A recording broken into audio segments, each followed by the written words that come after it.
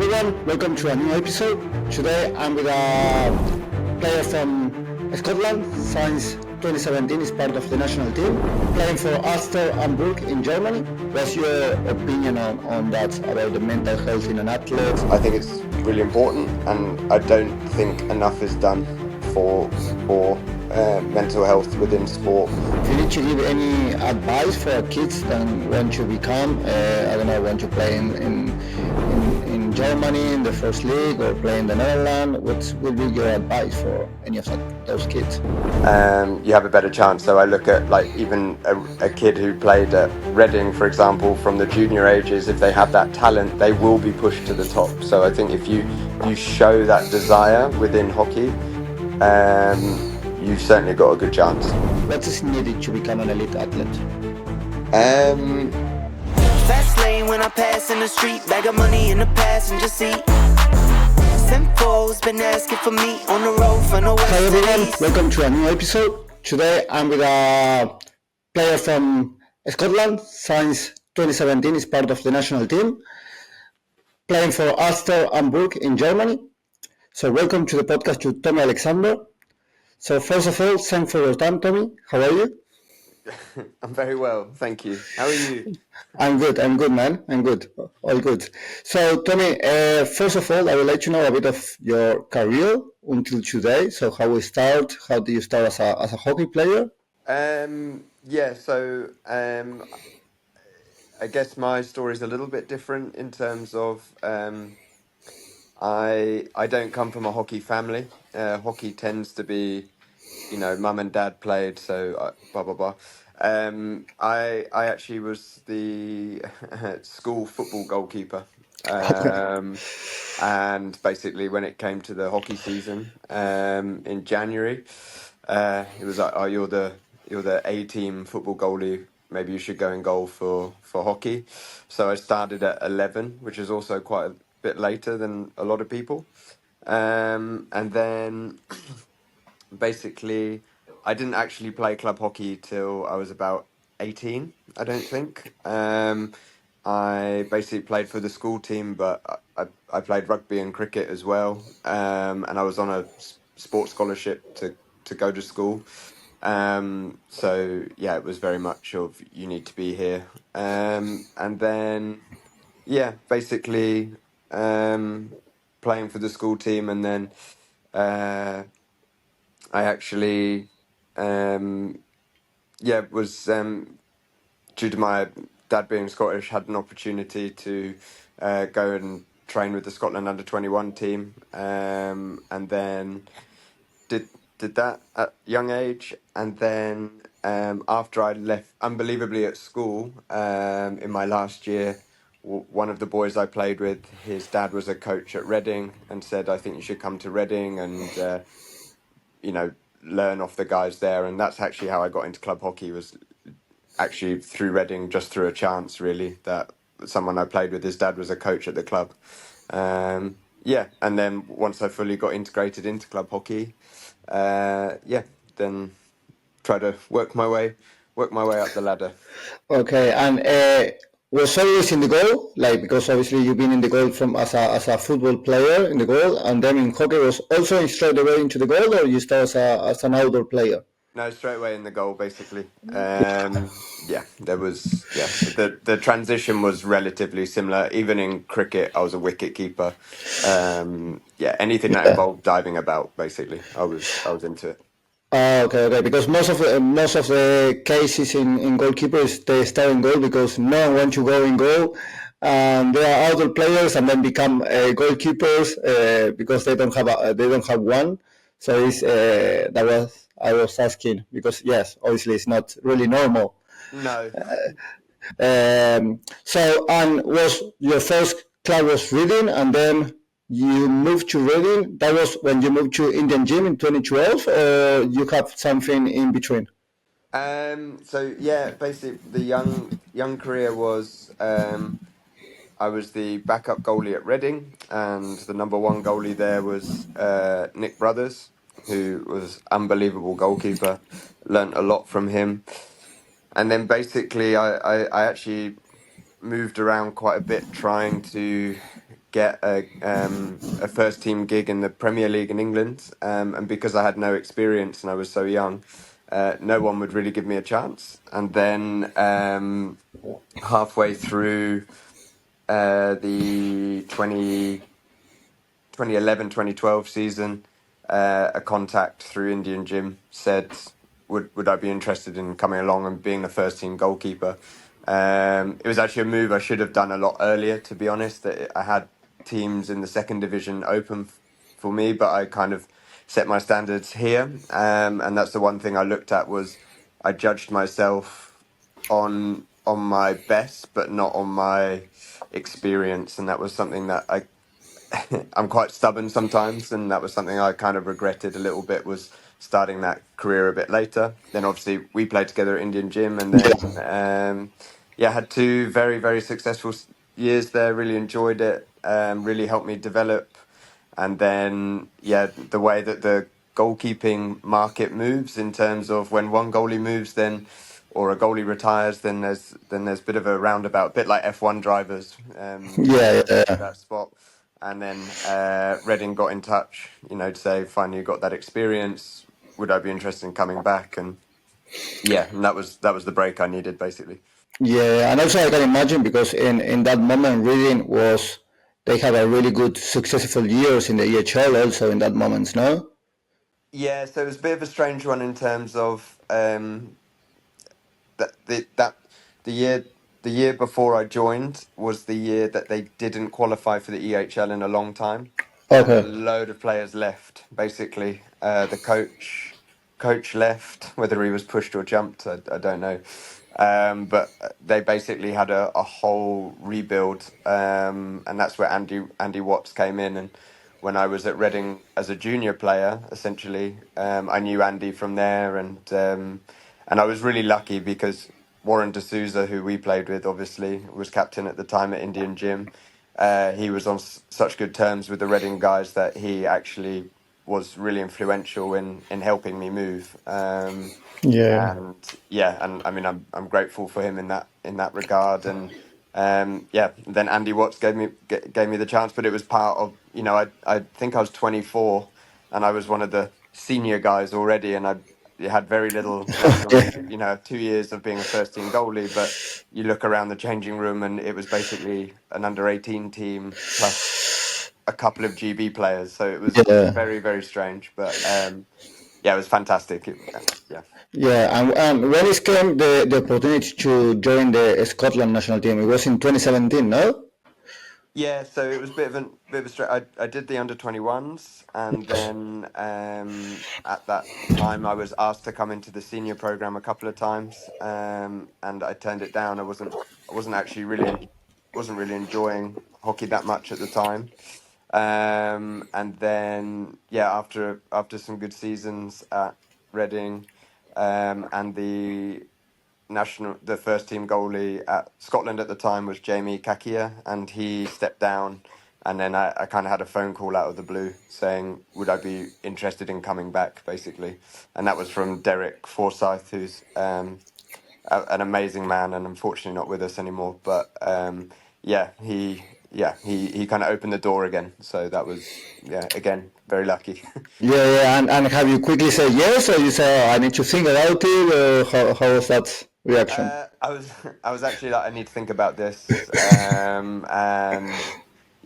and then after a bit of time and speaking to the right people, made the decision to come back. And I was very fortunate because Derek wanted me to make the decision as early as possible, and I actually missed World League One because I hesitated, and then I missed selection for France, and one of the goalkeepers actually was sick and was unavailable.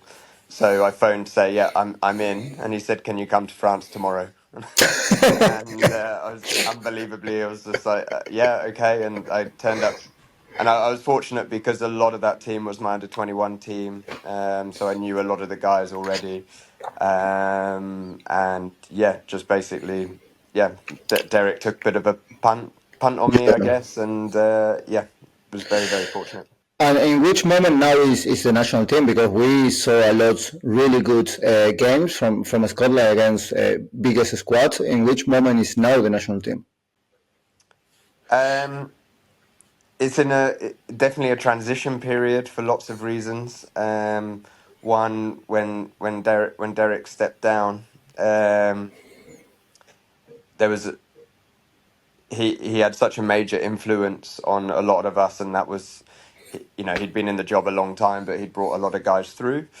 And then when he stepped down, a lot of the guys stepped aside at that time. And the other thing was, it came in Scotland because the Commonwealth Games is the pinnacle for us. When it comes to the end of that cycle, a lot of guys normally drop out, and just because of the age and profile of where people were, a lot of guys stepped away. And so, come back in after 2022, and so many guys have stepped away, and now it's a very, very young team. Compared to, if I take the 2018 team, that was probably the strongest team I've been part of. Hardly anybody played in Scotland at that point. And now I come back, a lot of players are based in Scotland now who are students, and they're wanting to branch out, but they need to get their education before they go.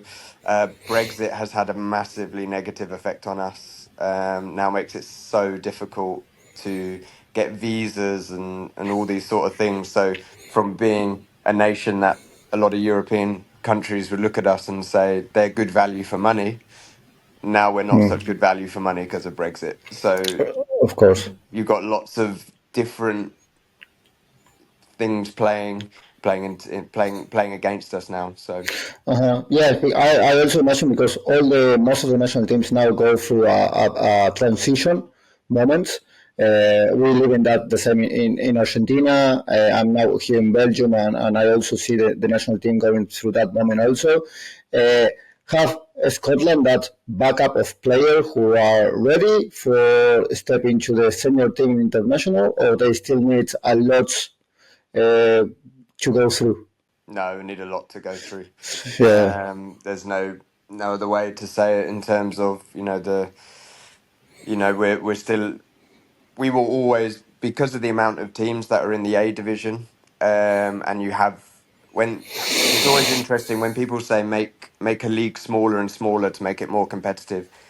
All that happens is the gap between the top and the bottom explodes. So if you have 8 teams and 7 and 8 are always rotating, then your 6 will be competitive. If you actually expand it, then at least you can say you expand it to 12, for example, then your 11 and 12 will be less competitive, but hopefully you can bridge the gap because those quality of teams will, between 1 and 8, will play each other more regularly. But the smaller the league is in the in the A division, and also now that the top nations play in the Pro League, that also really limits us, that now these top nations only really want to play each other. So I would say certainly since I've been involved with Scotland and the Pro League's come involved, I've seen a massive gap between the top and bottom explode. So I think there's just the timing of lots of things have really kind of hit us hard. Yeah, yeah, and all the players are playing there around Scotland and England, and no one is playing outside. We have a few. We have a few. I mean, yeah, you still have Lee Morton playing Amsterdam. Myself, Cammy Golden, Andy McConnell are based in Hamburg. You have a lot of players down south, Cal Yeah, McKenzie, Rob Field, these sort of guys. But yeah, again, there's more players in Scotland, and I just, like I say, with Brexit and yeah, yeah, of that makes course. it so difficult Yeah, to of course, coach. yeah. Yeah. For everyone, I think for everyone is getting really difficult. Also for I think it's affecting a lot to England because every year you see there how much they are missing new coaches or players and everything, and because of the Brexit is actually impossible. Yeah, 100%. And yeah, even like you say, foreign coaches. There was some really really exciting talent coming through, but now for a club to take a punt on a foreign player, And I look at the English league again. I think it's got a lot worse in terms of, yes, the top teams are good in terms of OGs and Surbiton and to an extent are strong, Yeah. but the bottom of that league is now so poor. And you could really try and bring in a couple of foreign players to up the level, but now it's so much harder to bring in foreign players. It works on both ways. It's negative both ways. Yeah, yeah, 100%, 100%. And now your actual moment in the German league, how is going?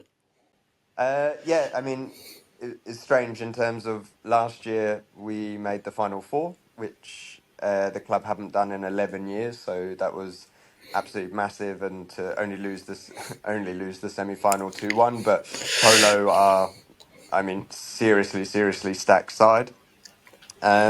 And so you kind of set your hopes here, and we signed Jeremy Hayward, who's an unbelievable drag flicker, and Yo-Yo Grosser, who's amazing German player. So you kind of had your hope set to kind of push on, but actually because of the India League, so many Australian players have come to Germany, and the thing is, when you bring in foreign players like that, it doesn't replace your top. It actually builds the bottom because the weaker players don't play, and then the top, and then all of a sudden your bottom's moved up such. So the level has been so high. Every player's got 2, 3 Australians, and yeah, they're seriously, as we all know, Australian players are top. So yeah, so we've been a little bit inconsistent in terms of not scored enough goals. I think Jeremy's our top goal scorer. We haven't we haven't really scored many from open play, but Jeremy's carrying the team in scoring penalty corners. And yeah, second half of the season is going to be super important. But we're in the thick of the indoor season at the moment, so. Yeah, yeah, and the indoor how is going because I see them. I don't know, but that's how you share on the Instagram. It's like you enjoy a lot the indoor Yeah, season. yeah. I Yeah, mean, it's been. I mean, for me, last year I missed the season. I broke my toe, um, and yeah, so I broke it in pre-season. So in Germany, we do indoor pre-season November, and we play December, January, and normally the finals are early February. And yeah, I broke my toe, but Ulster being the club it is, we had Tim Jaslet, who's former German international goalkeeper, amazing goalkeeper. Even at 44, he played indoor and he was still so good. And he's come back to train and help, and he's been really helpful with me actually. So yeah, so but this season, we've got quite a lot of injuries and guys taking time off to recover from those injuries. So I think we've lost 6 indoor players, and that's a whole team. yeah, yeah, actually, Yeah. yes. So we've had to rely on the youth guys to come in, and credit to those guys, they've done really well. But again, similar to the outdoor, defensively, I think we've got the best record in the league, but offensively, we we're lacking goals in open play. So again, when you lose a guy like Nick Kerner and Tom Stroink, who were those guys, Yeah, goal of scoring's the hardest part of the game. So yeah. yeah, of course, of course. And in outdoor, how is to play against? Because obviously there is one Argentinian player there, Gonzalo Pellat. Hmm. I now I don't think he's scoring as much as he was scoring a few years ago. I think it's maybe because goalkeepers already know him a bit more. How is your situation against him? Because I think it was last year. Then you basically, I think he didn't score in a game against you in a penalty corner. Then I think it's quite uh, weird for him because he normally scores. Unfortunately, this year he did score. He did score one good one, and one hit the runner and went in. But Yeah. no, I don't think it's a case of the goalkeepers are better or anything like that. I think it's especially within Germany, we're allowed to wear the big ice hockey knee protectors, and when your Okay. guys send 2 runners to the flicker, and then the goalie massively offsets. I think it does add a challenge for Gonzalo because but there's a lot of good flickers in the league at the moment. So it's a challenge for all the flickers is these knee protectors, but the players need these protection because if not, Yeah, you of can't have course, of guys course. getting injured. So Yeah, yeah. It's actually in the German league there is a lot more penalty corners goals than like gameplay situations. Or how is going at the moment? that's a good question. I don't have this. I'm a big stats guy, so I Yeah, would need to see. The Bundesliga have put it on, but I think Gonzalo is still near the top of scoring. I have to say the one thing is in Germany, the one-on-one defense is the best in the world. Again, that comes from indoor, the mentality of you put your body on the line. It always makes me laugh. I speak to the German guys and I'll say, what's your best attribute as hockey players? I do this when I work with the junior German teams, and they don't see it. They don't see it. They think they're like, oh, 3D skills, and I'm like, no, no, that's not your thing, guys. The one-on-one defense is your thing. That's what you're best at, and they're a bit like, no, but it's not sexy. So I think it's a mentality of the young generation don't see it like that, but the older generation definitely see it as no, we're we play simple and we play hard and we work hard and um, yeah. I think it's yeah, quite the opposite from Argentina because I think from us it's more the 3D skills and be aggressive in attacking. And yeah, in 100%. defense, we are not in the same way than Germany. In defense, I think we are normally quite weak. Yeah, it's fun. It's funny how as a for me as a British player, you speak to any British player and it's we're technically not that gifted, but we work really hard and we kind of have that self identification. But I'd be interested if I spoke to a younger generation in the UK if they still have that mindset of um, working, just being dogged and fighting. That's our kind of thing. So I don't have an answer. I haven't coached in the UK in so long now. I couldn't tell you. Yeah, yeah. And tell me, I have a question because I saw a lot.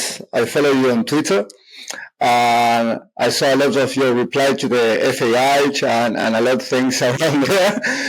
What was your relationship with the Hockey Five? Uh, do you know what I mean this in genuinely. I think if Hockey Fives was put into the Paralympics, then I think it has a use because there's quite so. For example, even in Germany, we have I see Hockey ID quite a lot. Obviously, this is the disabled format. And I think it's great. I think that's there's a need for it, and I think the facilities are there. And that's the only thing I can see the benefit of Hockey Fives. I think Hockey Fives is extremely. When I say dangerous, I don't just mean physically. I think the last Hockey Fives World Cup, there was a huge amount of injuries. That wasn't just due to fives. That was they tried the dry turf, and there was a lot of ACLs and things like that. But in terms of it's dangerous for 11-a-side hockey and for indoor hockey, partly because it's very easy for smaller nations to now step away from these other formats, and I think that's why I'm so anti it. So, for example, I have family in Barbados, and I've done some work with the Bayesian national team, and it's interesting when you speak to them, and you're like, "Oh, will Hockey Fives help?" And they're like, "Well, no, not really, because we still." So, and then I would say to them, well, what about playing indoor hockey outdoor? And that's where I would say that I think you could create an atmosphere and a real buzz behind what they do. And their answer is yes, that would be great. We'd love to do that. But again, any funding is for 11s. So you're kind of this is the problem with hockey, in my opinion, is it's too reliant on government funding rather than being a self-sufficient um, entity, and too much works against each other. And that's why I would love to. That's where I actually think indoor would be the perfect sport to push people to 11s. That for me, indoor would be a perfect introduction product. and then you'd grow the game on the back of it. But everything's done back to front in hockey, in my opinion. Yeah, it's also weird because in the beginning when they introduced the Hockey 5, um, uh, as an excuse of why they were trying this Hockey 5, I hear that it was because they want to reduce the number of people that going to the Olympic Games. Mm-hmm. They're trying to do the same they did with rugby. But now apparently the hockey is not going to be in the next Young Olympic Games. They take it away, hockey. So it's a bit weird everything in the way it's going, because I think hockey is really fundamental in the Olympic Games and more in the Young Olympic Games, because you are creating a new generation for the next few years. Yeah, I mean, I see it in a couple of different ways. I mean, one, yes, I think the Olympics is a fantastic spectacle for hockey, but on the flip side, I'm there also going, if your pinnacle of your career is a multi-sport tournament for a team sport, you're not in a very good place as a sport. So, I mean, like, you look at football where it's an under 21 or an under 23 competition, but if you said to Messi, do you prefer your Olympic gold medal or your World Cup gold medal? He's obviously going to say his World Cup gold medal Of because course, that's the yeah. pinnacle. Even basketball, where they have to beg the NBA players to come. And if you ask an NBA player, would you rather win an NBA or Yeah, win an I think Olympics? actually USA is the only team who bring most of the players from the NBA. The rest of the countries, most of the time, they don't have NBA players playing the Olympics. Exactly. So it's what is, if the Olympics is your pinnacle, then you're relying on that funding, as opposed to my belief of I would like the Olympics to be a great introduction for people who don't play the game, if that makes sense. And that's why if hockey was, if you have to reduce the amount of players, then put indoor into the Olympics, then I think that would solve a lot of problems, and you don't have as many people. Great format for TV for people who don't watch hockey. I think you're more likely to keep them engaged with indoor hockey than you would outdoor. Yeah, Of course, 11 aside, is like the last Olympics, the level of was unbelievable. It was so high, and that's great. But it's come on the back of the Pro League has really pushed those top teams because they get so much contact time, and it's turned a lot of international teams into club teams now, which I'm also not a fan of. I think it should be like football, where you almost less is more. When international games are there, the tournament is massive, but at the moment there's just so many international games. You're kind of there going, yeah, it's crazy because also in Argentina we have this travel of that because of the Pro League, the national teams are traveling a lot. So that's mean they are obviously spending a lot of money on the federation. And then in the backup of that, the indoor doesn't have any support from the federation because of the amount of money they are spending in outdoor. So it's quite difficult on all of that situations because I was talking with the captain from the indoor from Argentina, and they almost didn't go to the World Cup because the federation didn't want to invest money in the World Cup for them, and it was like it's the first time we qualified for Argentina. This is an incredible opportunity to obviously expand the indoor and make it more famous in our country. And then the federation was like, well, okay, sorry, but we can't put money on this because we are putting all our money in the tournaments and the outdoor teams have to travel. yeah, 100%. And it's really unfair. It's even like, you take Scotland for example. Like, our budget is so small, to even run an indoor program tends to be self-funded if we do it, and you're just there going, why are all these entities fighting against each other? And to add another format, most nations can't afford, like you say, Argentina is, one of the most successful, one of the best hockey nations in the world, and they're going, well, we don't have enough resources to do indoor. Well, then how are you going to put fives on top of that? And then people are going, oh well, fives is a development thing. Well, that's fine, but then now, I don't know, you're now giving nations a way out of playing a Luxembourg or a Barbados. Oh well, maybe we don't do 11s, then we just do fives because it's cheaper. And I'm like, well, now Exactly. you've lost the battle then. So Exactly. Tommy, I was watching a podcast from Guardiola last week, and I was obviously listening everything he was saying, and in one point he was saying that the most educational tool he had in his life was the sport, yeah. because obviously he learned about leadership, about working in a team, about everything. What's your view on that? Um,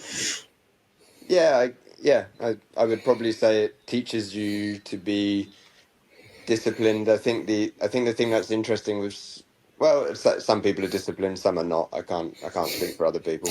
But I guess the thing with team sport is you will work with lots of people in different backgrounds, different views on how things should be done.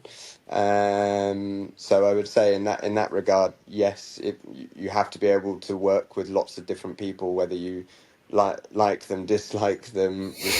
For me, it's more about respect. As long as you respect one another, you're not going to agree with everyone. Everyone has a different view of the game, and yeah, I mean that for me is quite interesting.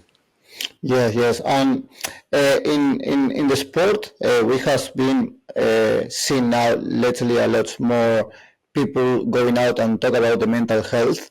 Than I think is more open now than a few years ago. What's your opinion on that about the mental health in an athlete and everything for obviously more for the elite people? I think it's a really good question. I think it's really important, and I don't think enough is done for mental health within sport.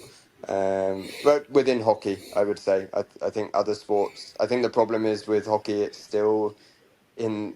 It's across all three in terms of it's amateur, it's semi-professional, and it's professional.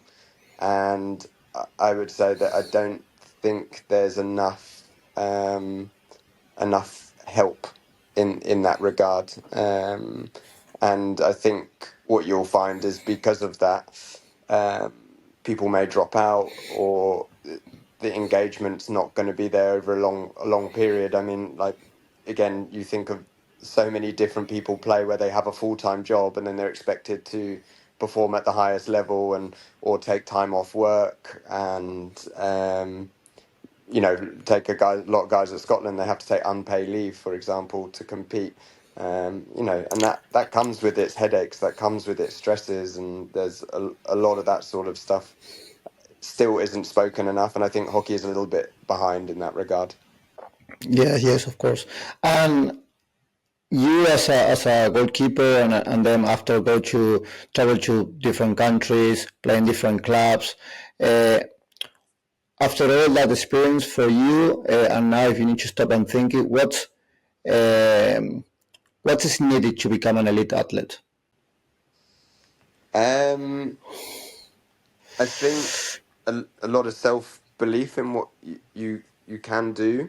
Obviously, you have to be able to back yourself. I think a level of realism as well, of again knowing where you are in compared to um, other people. That's one way of improving naturally, but also, yeah. I mean, one of my favourite stories that stuck with me is one of the best coaches I've ever had was Jason Lee, and he spoke about realism.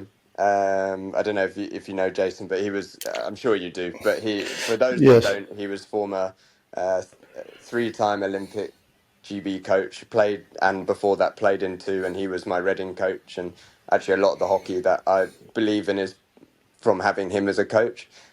And he spoke about a friend of his that he went to uni with. Said his friend was playing in the third team rugby at Loughborough University, and he said to Jason, I will play for England one day. I'm going to work so hard. Watch me work, work, work, work, work. And he said every day this guy works so hard.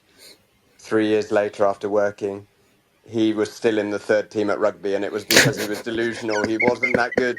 So it kind of stuck with me a lot, that there's a nice balance of, yes, you've got to work hard, but you've also got to have the ability as well. So it's that kind of, yeah, work hard, but also know where you are as well. You can't just say, oh, so yeah, definitely know where you are, where you can go. And then I think it's also being surrounded by the right people. I think that's so important. If I look at my hockey career, again, if I'm fortunate that like my dad and my sister are so supportive. Even in the early days, goalkeeping equipment isn't cheap. It No. isn't a cheap sport. And I'm fortunate that my dad bought me kit, and anything I needed help with was there. And like even just travel, I remember a couple of times where he would rush to get me from school to take me to some sort of training, and these sort of things. And so I think you've got to surround yourself with the right people is so important. Yeah, yes. And what do you think is the common reason of why people quit when they are thinking, I want to be an elite athlete, and in one point they decide to quit? But do you think there is a more common reason, or because you also work with kids, with youngest ones, so maybe you see some cases or no? Yeah, I mean, I think hockey as well is, I think especially with hockey, if it's, you're not going to make an amazing living out of it. You do it for the love of the game, and then it's just about what's most important to you. So again, I'm sure he won't mind me naming him, but a guy I played with called Jack Hardy, who was, I remember when we played at school together, he was England under-16. He was so good, and he was in and around the England under-21s, really young, and was playing Reading at EHL already. And then overnight, he was like, I'd rather make money. And he's now in recruitment and does very, very well. But that was his love. That was his motivation. He had the most talent I've seen, but he was more driven by other things. So, and that's the difference, I think, with something like football.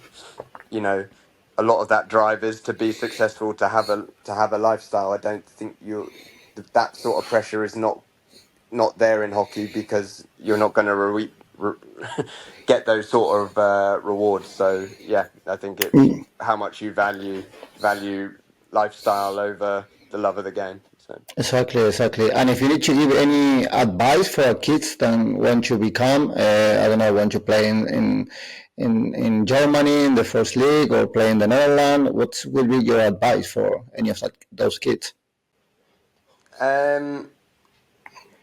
It's possible, because because like it's possible in terms of you've got to have the ability, but you've also got to be able to work hard. But also, I think by sticking at it long enough as well, because it's not like this endless amount of players.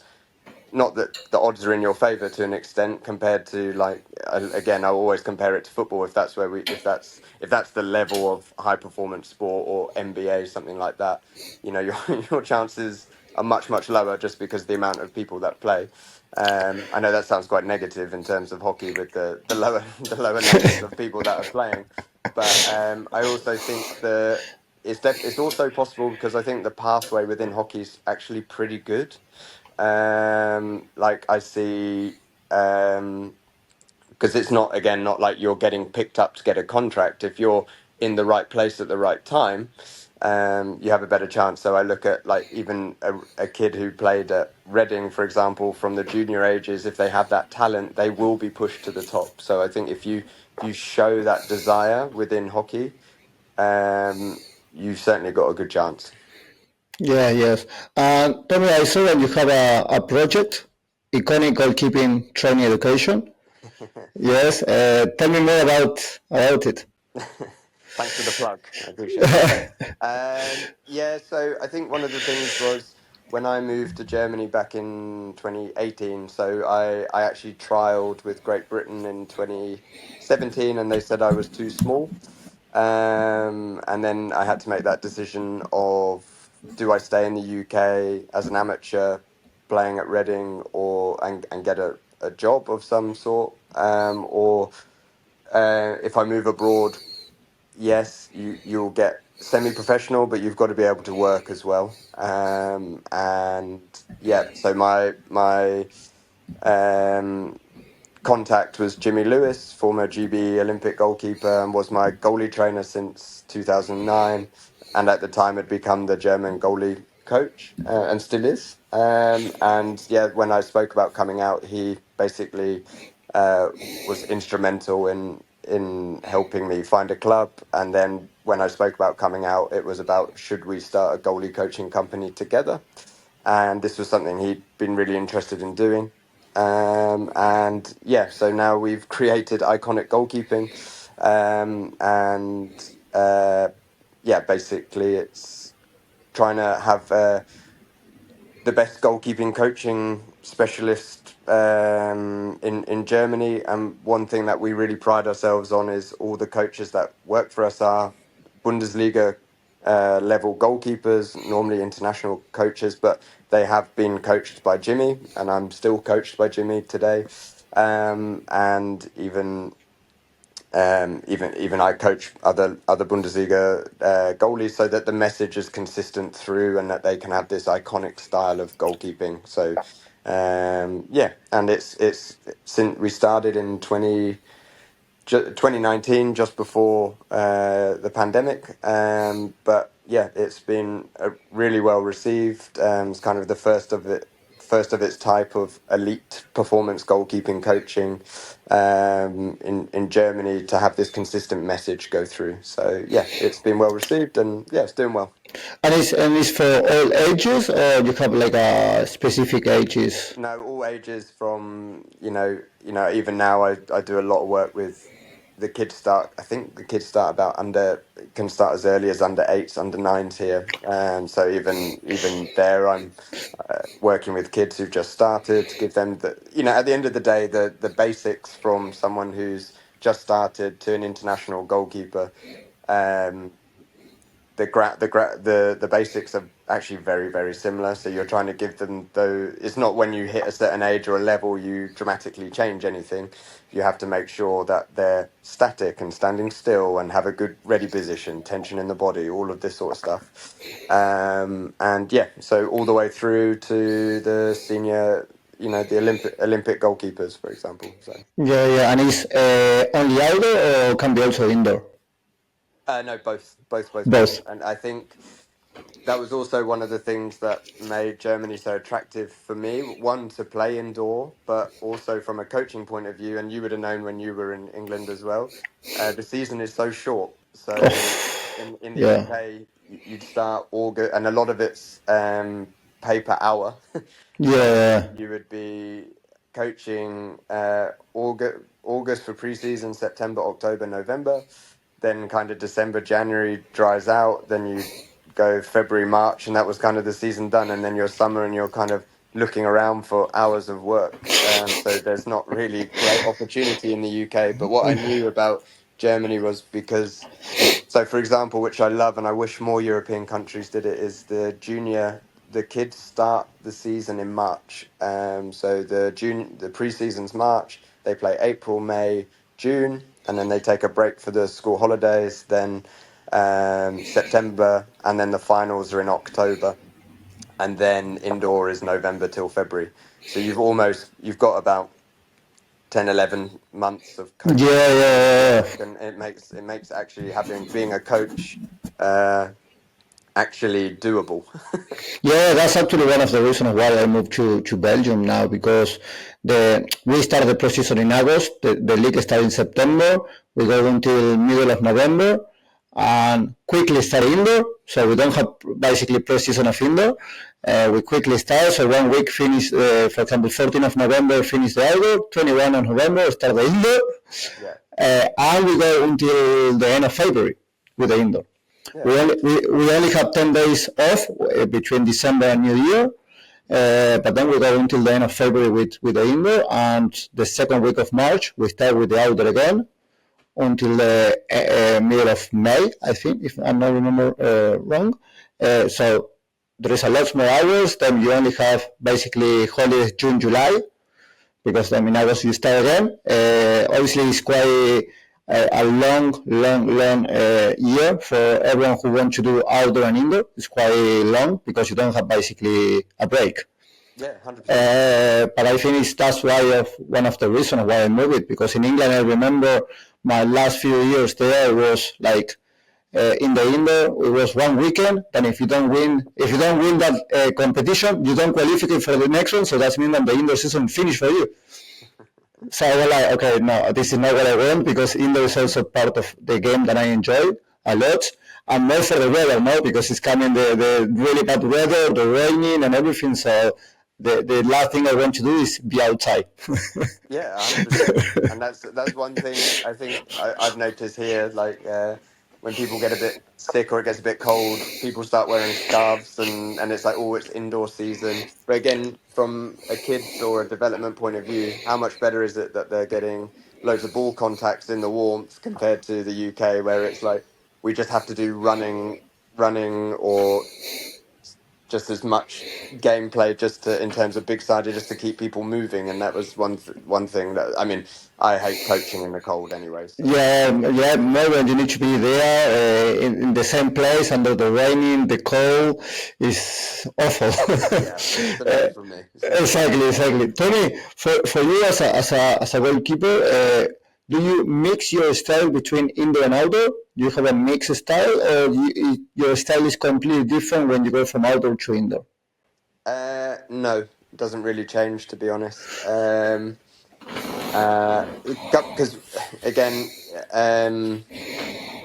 two things in terms of the only thing that changes is your trigger on when to leave your goal line, basically. So in outdoor, you really only try and go and get the ball if you're 100% going to get the ball. If you're not, stay in the goal, be brave.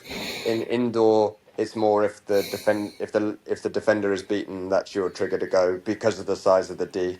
And the rules are, how can you make the rules work for you in terms of you can't just lift the ball to the back post. So yeah, but in terms of staying on the line, and for me it's more about saving shots than it is about being a keeper sweeper. And in both formats I don't do that. I stay on my line and try and make reaction saves. And the one thing I like about that is that it helps with the transition between the two as well. I think if you've got two completely different styles, you could argue that that's helping you have more strings to your bow, but on the flip side, it definitely makes it a lot smoother transition when the styles don't change too much. Yeah, and for those keepers that their main competition obviously is the outdoor, do you recommend them to obviously learn something from indoor for them transferring to the outdoor season? I think the only thing is with indoor is sometimes it's more right place, right time. So sometimes you're going to be hit a bit more. But I think in terms of adding those sort of blocks, whether it's a standing block or a knee block or whatever, those sort of in terms of timing of winning the ball, I think that does help a lot. And the other thing with indoors, you're just going to get loads more chance to have repetition. So I think that's good. Whereas sometimes when you play outdoor, your ball contacts can be so low sometimes. So with indoor, it's the best place to learn and recognize how to. You don't want your decision making to change. You want it to be as consistent as possible, and you just take that from indoor. Yeah. And I think also for the goalkeepers, the participation you have in the indoor is a lot more than the outdoor, because maybe in the outdoor you don't touch the ball for 10, 15 minutes. Yeah. When in the indoor, most of the time you are one extra defender also. Yeah, 100%. And I think it definitely does help for you not to dwell on mistakes, because I remember one of my first games in Germany, 2018, and we won 12-9, and it was like, oh, well done today. And I was like, I've let in 9 goals. It was no, that was a really good performance. And I'm like, if that was outdoor, and that just wouldn't be a thing. So you kind of have to, it does help you you learn it's not about the amount of goals you concede, it's the quality of the goal. If they score 7 really good ones, then sometimes that's all you can do. But you might let in, if you let in 3 bad ones and lose 3-2, then yes, you've let in less, but that's not such a good performance. So I think it helps in that regard. Exactly. And tell me, for you as in the goal, do you think is good for a goalkeeper sometimes be scared of the ball? Or no, because we have that issue of first, obviously, about the shot from really close in the trainings, who a lot of goalkeepers get quite angry about it. Yeah. And I know because obviously my sister used to be a goalkeeper, and she used to be one of the goalkeepers who got really angry about that. But then also about, it's good for the goalkeepers to be sometimes scared about the shots, or it's not good in your experience?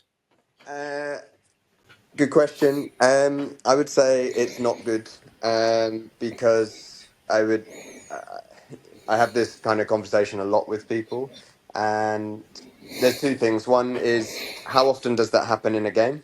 Like, I remember looking at the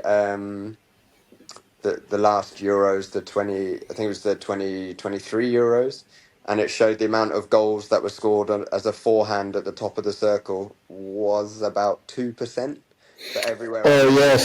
But everywhere I look in hockey, every drill finishes with a goal shot at the top of the circle, and I don't understand why we practice things that the low percentages when you can see most of the goals are scored in a certain way, why we're not making sure that that's the priority. Use the skills that are going to be used the most. So in terms of the goal shooting from close range, I had Todd Williams as a coach, and he is now one of the top commentators with Simon Mason on the FIH and European stuff. But his was very simple in terms of all his goal scoring had very good principles to it. One would be 2-touch. That makes a big difference. One thing I hate is when people take a bad touch and they bring the ball closer to the goal, and then they reward themselves for poor basics, as opposed to, and the other thing Todd would do is car tires. So you'd have a reference as a defender, and it was always about get in front of the tire, take the ball away from goal. So then all of a sudden that close range shooting is something like a game, but without tires and references, I think it's quite difficult for field players to be disciplined enough to practice how it would be in a game, if that makes sense. And I think if your shooting sessions are just scaring the goalkeeper, then what's going to happen when it gets to game time? They're going to have that same reaction of leaning backwards, when actually we want our goalkeepers to be brave. And if some of these unbelievably close goal scoring long time trainings, then you don't need a goalie in every goal scoring exercise. You can just put something else in the goal as well. So Yes, and also you hear coaches saying shoot and leave the goalkeeper inside the goal, and you're there to say like, okay, but I'm there to save, not to receive the balls on my body. I'm here to save the ball, I'm not a sitting duck. But it's the thing of both sides. If it's funny when you do these sort of exercises where you have the tire and the player receives in front of the tire, takes their touch away, and they're doing it within 2-touch. That benefits the striker, but it also benefits the goalkeeper. The other thing that I think with these sort of close range sort of stuff is, I actually think you should have 2 goalkeepers in the training. One is a defender. To encourage the defender to take the ball away from goal, and then the goalkeeper starts to learn where the shot the timing comes. But I think too much hockey it makes me laugh, where it's like, well, it's a hard ball, so we don't want defenders there because they might get injured. And it's like, the goalkeeping stuff isn't bulletproof. You can still get injured through the kit too. So there is a lot of comments about the size from the goalkeeper, how tall you are, and everything. And I think it's like a common talk about it. Then there is a lot of goalkeepers who are quite small, have lots of goalkeepers who are really tall, coaches who prefer tallest goalkeepers. What's your mindset on that? What do you think about that? Yeah, I mean, naturally, a bigger goalie should have an advantage in terms of longer legs and all that sort of stuff. But ultimately, it's all about speed. If you have someone who's very tall and very quick, that's gonna be good. But often the smaller goalies tend to be quicker because they have to be. So yeah, I think it's all about it's about speed, and ultimately it's about keeping the ball out of the back of the net. I know that sounds really obvious, but I think that's something in sport we kind of lose track of. We kind of have an image of how we want something to look, rather than are they doing it effectively? Are they saving the ball? Are they keeping it out of the danger zone? Tall or big doesn't really matter. It's whoever can do that to the best. And I think, yeah, you can look at someone like Davey Hart, who's absolute giant. Yeah. Does it so unbelievably well. But then on the flip side, you can look at someone like Maddie Hinch, who, I mean, some of the stuff she could do. Yeah, we also in Argentina we also have Tony Santiago, and Tony also I hear a lot of comments about him, and he was too small in the moment that we had Vivaldi in goal, and obviously Tony wasn't playing. Everyone was like, no, but Tony's too small. Tony was too small, and during that moment, Tony was the best goalkeeper in Belgium. And he's still playing here in Belgium at a really high level, and is one of the best keepers here now still one of the best keepers here in Belgium. And he obviously was nominated for Keeper of the Year, and he also is not a tall goalkeeper. So I think it's obviously if you don't have that advantage, you need to get better in other circumstances. Because we have the same situation in our sports also, like Lionel Messi, when he went to try in another sport, in another club, they say, no, sorry, you are not able to play here because you are too small. Yeah. And I was in a club in Argentina, and 2 years later he was playing in Barcelona, and now he's a superstar. So yeah, I think it's not about the size, it's about what you can do, what's your talents, and what you can do in the goal. Yeah, 100%. You've said it better than I have, so I would agree with that. Tony, thank you very much for the chat. I think it has been really nice to obviously have a chat with you again. Many years than we don't see each other, so hopefully hockey cross us again soon, and we can have a coffee and have a chat about everything. For me, it was a pleasure to have you here. Obviously, talk about your project. As the iconic goalkeeping, about your career, Scotland, about the German league and everything. So thank you very much for being here. No, thank you. It's been great to catch up. It's been a long time. And yeah, now you're only across the border. You must come over and watch them indoor. That would be good.